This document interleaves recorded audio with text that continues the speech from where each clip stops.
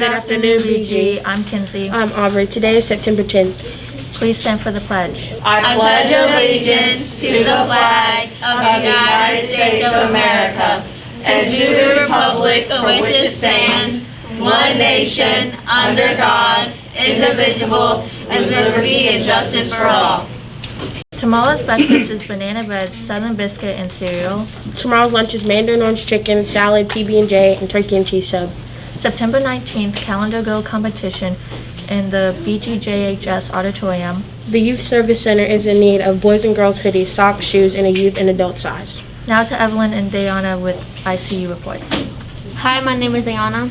And I am Evelyn Escobedo With the ICU report. 6th grade has 107 missing assignments. 7th grade has 183 missing assignments. And 8th grade has 142 missing assignments. We have homework help on Tuesdays and Thursdays. Now on to sports. What up, BG? I'm Christopher. And I'm Alex, and we're back with your Purple Sports Center. Today, the Bowling Green High School football team takes on Hoptown at the brand new stadium.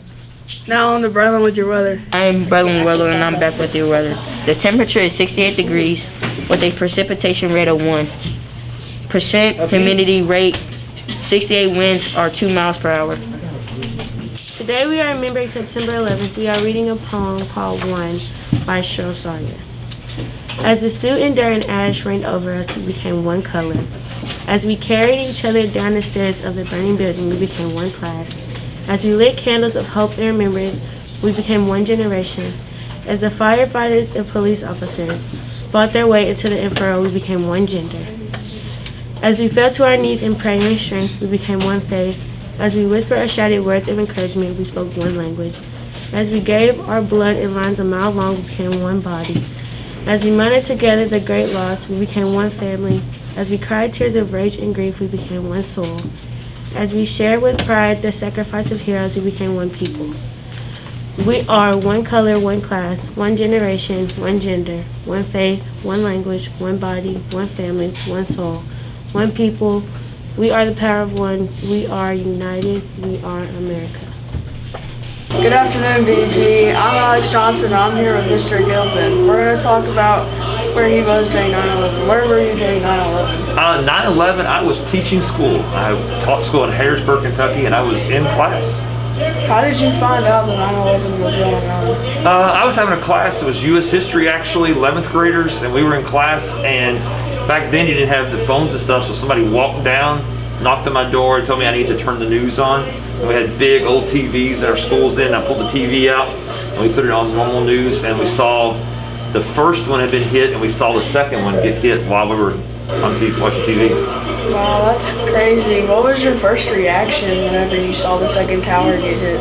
It's kind of shocking. You're kind of shocked to see the first, but the fact that it happened again, but you gotta be kind of calm because you got a classroom full of like 15 and 16-year-old kids. I got 30 kids in there, probably maybe 30, and you're trying to just to be calm for them and just kind of watch it and just let it all soak in. Well, thank you for your time. No problem.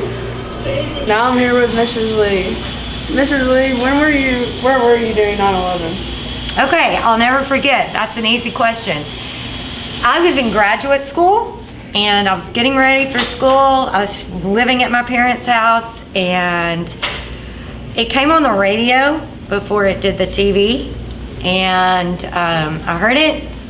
So I turned on the TV and there we saw it. We saw the Twin Towers.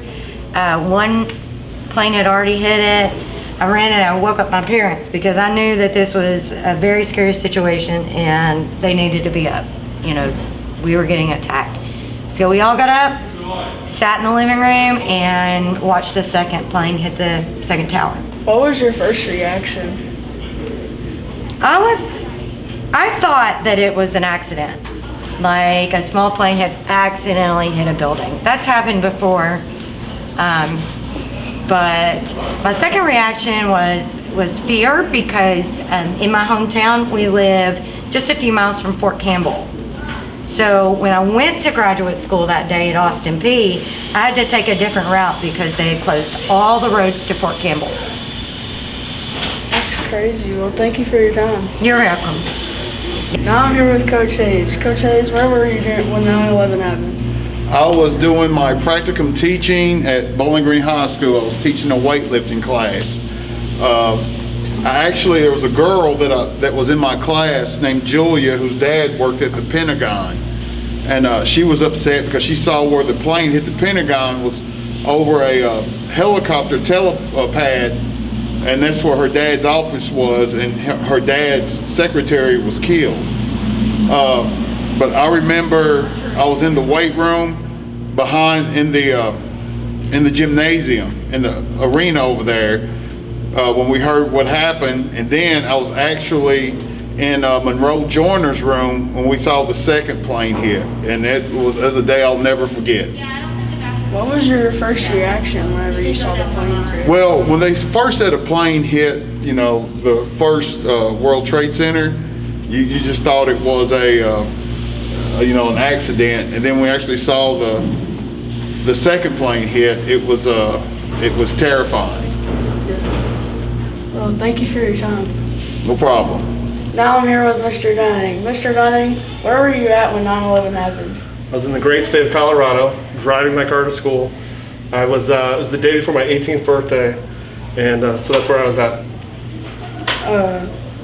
Where were you going to college at that time? First off, I was not in college. I was a senior in high school. Oh, okay. What was your initial reaction when you heard what happened? I think probably it was just unbelievable. Seeing like a plane fly into a building in New York City on the TV was pretty unreal. When I left for school, there was only one plane at that time. When I got to school, it was the second plane. Well, thank you for your time. Absolutely, anytime.